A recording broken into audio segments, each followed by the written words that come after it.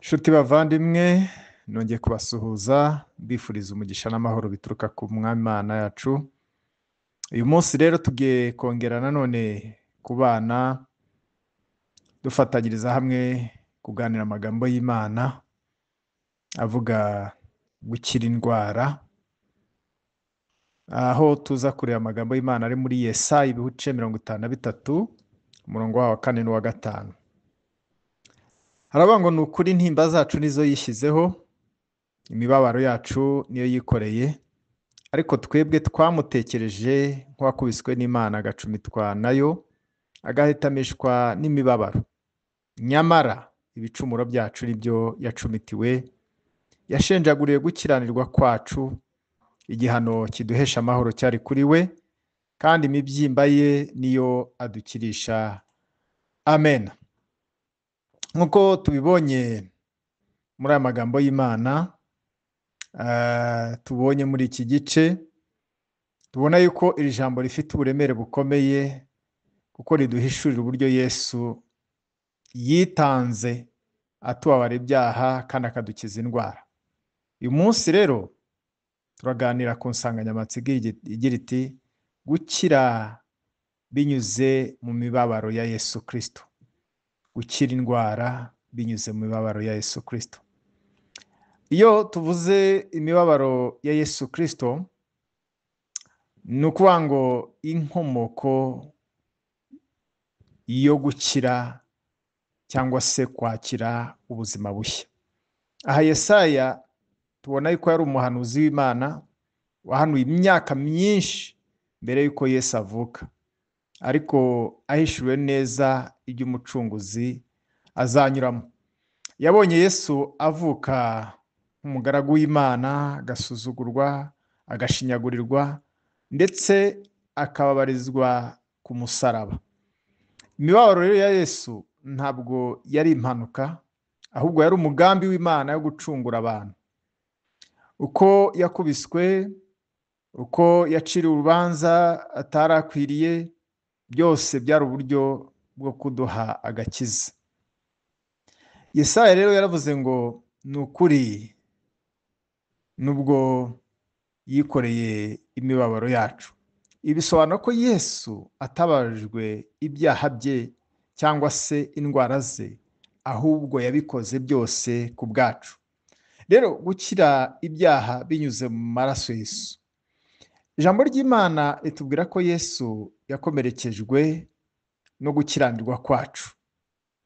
Icyaha cyadutandukanyije cyangwa se cyatandukanyije umuntu n'Imana kuva mu gihe cya Adamu.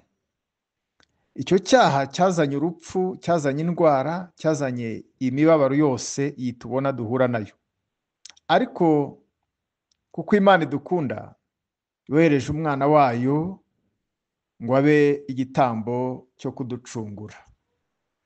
Rero aha mu maraso yamenetse ku musaraba yaturuhuye cya gihano cy'icyaha. Uko yakomeretse niko natwe twahawe ubugingo bushya, uko yakubitwaga niko natwe twabonye agakiza. Rero ibi twigisha ko nta cyaha kinini cyane Imana itabasha kubabarira. Rero ibi bivuze nanone ko nta mwenda w'icyaha ukomeye cyane udashobora gucungurwa n'amaraso Yesu Kristo. Nanone reka turebe gukira indwara mu izina rya Yesu. Aha Yesaya akomeza avuga ngo amaraso ye yadukijije indwara. Ibi twereka ko gukira indwara atari igitekerezo cy'abantu, ahubwo ni umugambi w'Imana kuva kera. Ntabwo ari umugambi w'abantu, ahubwo ni umugambi w'Imana. Yesu mu gihe yari mu isi yakijije abantu benshi. Yakijije abantu bari bamugaye. Iyo urebye nko mu gitabo cya Yohana ibice 5 urebye ku murongo wa 8 n'uwa 9, yakijije abari barwaye ibibyimba. Wirebye mu gitabo cya Matayo 8 umurongo wa 2 n'uwa 3, yakijije cyangwa se yahumuye impumyi. Iyo urebye igitabo cya Yohana 9 ibice 6 n'umurongo waho wa 7, yazuye ndetse n'abapfuye. Aha nanone dushobora kureba muri Yohana 11 43 na 40 kugeza 44. Rero ibi byose byari ibimenyetso ko ari we mwungeri mwiza wazanywe no gukiza indwara zacu. Mu bubabare bwe ku musaraba, Yesu yashyizeho iherezo ry'umuvumo w'indwara.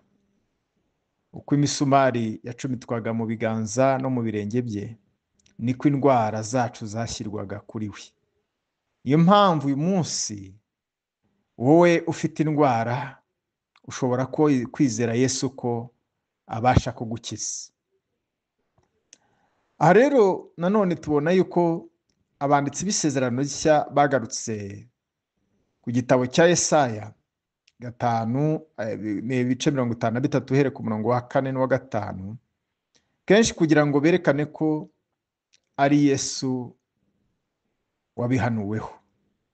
Iyo turebye mu gitabo cya Matayo 8 umurongo wa 16 kugeza ku wa 17, haravuga ngo nuko babazanira abarwayi benshi, nuko abirukanamo abadayimoni, bose barahunga, n'abarwayi bose arabakiza, kugira ngo ibyo umuhanuzi Yesaya yavuze bisohore ngo niwe wikoreye imibabaro yacu, niwe watwaye indwara zacu.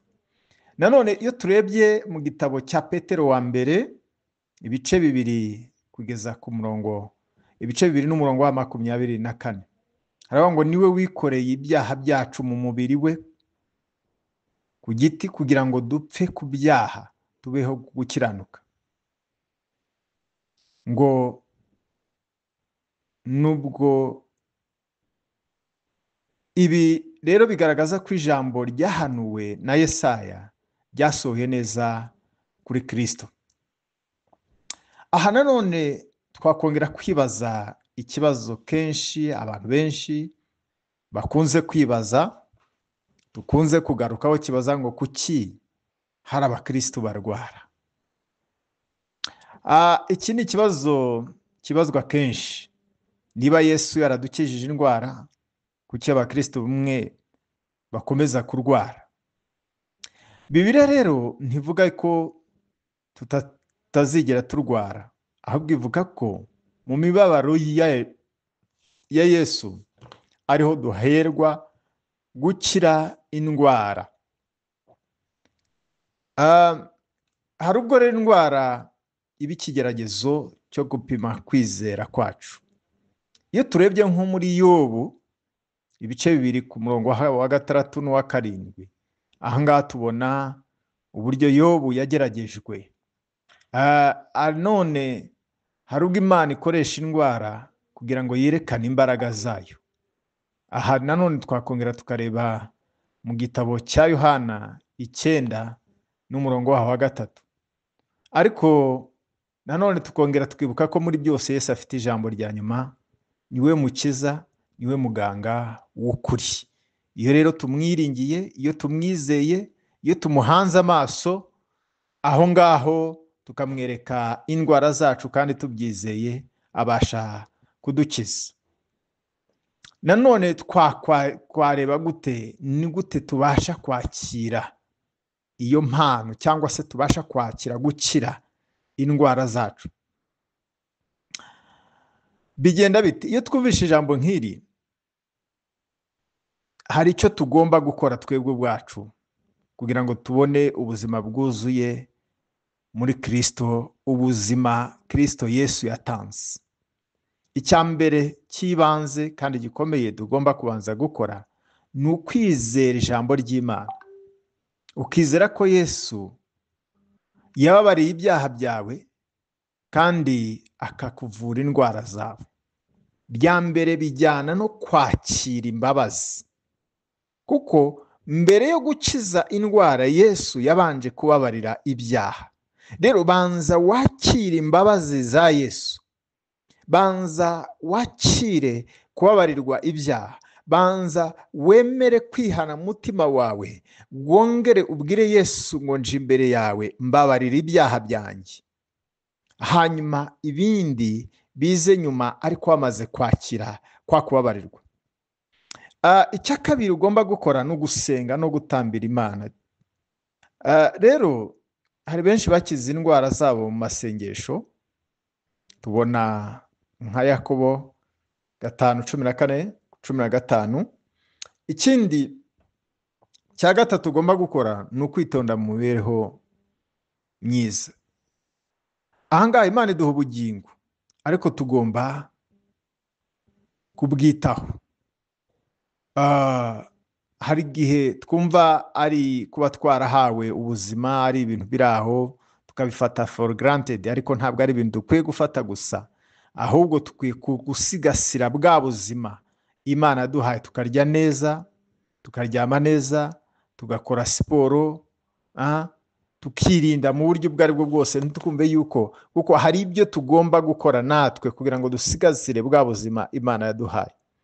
Icya kane, tugomba kwizera ibitangaza, ukumva yuko cyangwa se ukizera ko Imana idahinduka, kandi na n'uyu munsi igikiza nk'uko yabikoraga mbere na mbere, kuko ijambo ry'Imana ratubwira ngo uko yarari uyu munsi niko ari, kandi niko azahoraho iteka ryose. Niba Yesu yarakizaga indwara, na n'uyu munsi aracyabasha kuzikiza.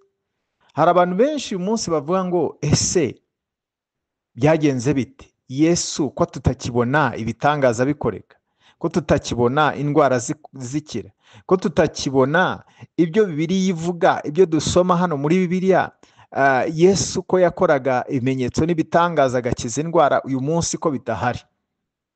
Ariko uyu munsi biracyahari, igisabwa no kubanza kubyemera no kubyizera gusa kugira ngo tubashe kubyakira. Nanone tugiye kurebera hamwe izindi ndwara. Kenshi dukunze kuvuga indwara z'umubiri, ariko nanone tugiye kureba gukira indwara z'umutima n'iz'umwuka. Hari indwara z'umubiri, hari indwara z'umutima, hari indwara z'umwuka. Rero indwara ntabwo ari iz'umubiri gusa, hari indwara z'umutima. Nkuko twagiye tubirebaho, mu ndwara z'umutima hari agahinda, hari ukwiheba, hari umujinya, hari inzika, ndetse hari n'indwara z'umwuka. Mu buryo bw'umwuka, buriya ubusambanyi ni indwara ariko y'umwuka, ubusinzi ni indwara y'umwuka, ikinyoma ni indwara y'umwuka, gusenga ibigirwamana ni indwara y'umwuka. Ibi byose Yesu yaje kugira ngo abidukize. Yaravuze ati muzamenya ukuri, kandi ukuri nako kuzababatura. Yohana 8:32. Rero Yesu niwe ubasha kutuvura izi ndwara zose twabonye, ari iz'umubiri, ari iz'umwuka, ari n'iz'umutima. Akagukiza umujinya, akagukiza agahinda, akagukiza kwiheba, akagukiza ubusinzi, akagukiza ibinyoma, akagukiza gusenga ibigirwamana, akagukiza ubusambanyi, akagukiza ubujura. Ibyo byose izo ni indwara. Izo zose rero dukwiye kuzizanira Yesu, kuko niwe muganga wenyine ubasha kudukiza izo ndwara. Rero ibi bitwigisha iki nk'abakristo? Nanone nuko tugomba kugira kwizera gukomeye mu murimo wa Kristo wakorewe ku musaraba, kandi tugomba gusenga tugahindukirira Imana mu byacu byose. Ikindi kandi tugomba guhamya ko Yesu akiza indwara kandi akadukiza n'ibyaha. Nanone tugomba kwibuka igihano cya Yesu, ko muri icyo gihano ariho twaherewe twebwe amahoro, niho twaherewe kugubwa neza, niho twaherewe ubugingo bushya, niho twaherewe gukira indwara. Tugomba kwibuka ibi byose, tukibuka ko ibi byose Yesu yabikoze ku bwacu, kugira ngo tubabarirwe ibyaha, kugira ngo dukire indwara, kugira ngo igihe nk'iki ngiki tubone ubugingo bushya. Rero turimo twegera ku musozo, nk'uko twabibonye muri iki gitabo cya Yesaya. Navuga ngo ni urufunguzo rw'ubutumwa bwiza rukomeza kandi babandi barushye, babandi bihebye, babandi barwaye. Urufunguzo rutwereka yuko kandi rukatwereka Yesu nk'umucunguzi, rukatwereka Yesu nk'umukiza, rukatwereka Yesu nk'umuganga wacu. Rero nagira ngo nkubwire, niba uri mu mibabaro, ibuka ko Yesu yikoreye imibabaro yawe, akikorera imibabaro yanjye, akikorera imibabaro yacu twese. Iyo mibabaro rero reka uyimuhereze, uyiture, uyimuhe kugira ngo ayikorere. Ntabwo wowe ukwiye kwikorera iyo mibabaro, kuko hari uwaje kuyikorera. Yimwikoreze, mwikoreza ko gahinda, mwikoreze uwo mubabaro, mwikoreza ayo marira, mwikoreze uko kwiheba, mwikoreze ibyo byose. Niba urwaye mu mubiri, ibuka yuko mu maraso ye hari igisubizo cyawe, harimo gukira indwara. Yesu nashimwe cyane. Hari ibyo dukwiye kwibuka uyu munsi. Aravuga ngo nyamara ibicumuro byacu nibyo yacumitiwe, yashenjaguriwe gukiranirwa kwacu. Igihano kiduhesha amahoro cyari kuri we, kandi mu mibyimba ye niyo adukirisha. Muri ya mibyimba, muri kwa kubabazwa, kwa gushenjagurirwa, muri ya misumari bamujombye, bya bindi byose hari ukugira ngo habonekemo agakiza. Ibuka iyo mibyimba ya Yesu, wumve yuko ariho gukira indwara kwawe kuri, ariho kuboneka, ariho gushobora kubonekera. Niba uri mu byaha, ibuka ko mu maraso ye akurinda kandi akaguhindura mushya. Amaraso ya Yesu Kristo niyo abasha kukweza, niyo abasha kugukuraho ibyaha, niyo abasha kugutunganya, niyo abasha kukugira mushya. Ibuka amaraso ya Yesu Kristo, uhamagara amaraso ya Yesu Kristo mu buzima bwawe. Yesu yatanze byose ku bwacu. Twebwe icyo dusigaranye gusa, icyo yadusigiye ni ukumwizera gusa. Icyo yadusigiye ni ukumwiringira.